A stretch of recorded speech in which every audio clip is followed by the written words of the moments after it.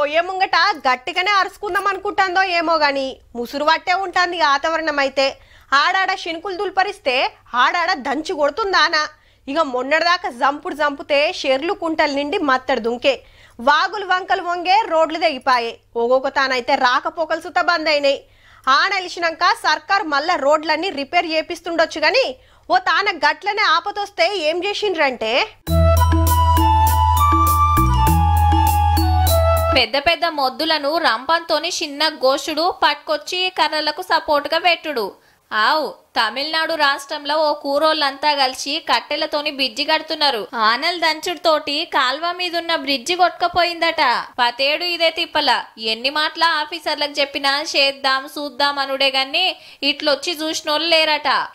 ఎవలో వస్తారని చూసుడేందని ఇట్లా తలో చేయేసిండ్రన్నట్టు.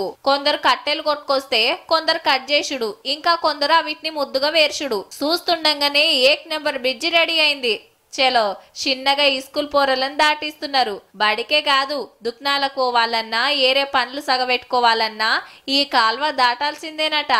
ఆనలు లేనప్పుడు ఎట్లనో ఒకట్లా పోతుండేరి. కానీ మీదికెళ్ళి వరద నూకొచ్చిందంటే ఏటోళ్ళు అటే ఉండుడట. తప్పదనుకుంటే చాలా దూరం పోయి రోడ్డు దాటాలే. గా తిప్పలన్నీ తప్పించుకుంటానికి ఇట్లా కట్టెల బ్రిడ్జి కట్టుకుండ్రన్నట్టు. ఆయనత ముచ్చట టీవీలల్లా పేపర్లలో వచ్చినాక గిప్పుడు ప్రతిపాదనలు పంపుతాం, జప్పున్నే బ్రిడ్జి కట్టే ఉపాయం చేస్తామని అంటుండ్రు ఆఫీసర్లు. గదేదో ముందుగానే చేస్తే మాయేసార్లు పబ్లిక్ అంతా అరిగోస పడుతుండ్రని మీడియాలో వస్తేనే పట్టించుకుంటామంటే ఎట్లా? వీళ్ళ లెక్క ఏజెన్సీ ఏరియాలల్లో బొచ్చెడు మంది కట్టుకుంటుండ్రు. మరి ఆటి సంగతి ఏం చేస్తారో గాని ఊరంతా ఒక్కటైతే ఎట్లుంటదో మళ్ళీ పరేరిక చేసిండ్రు పో.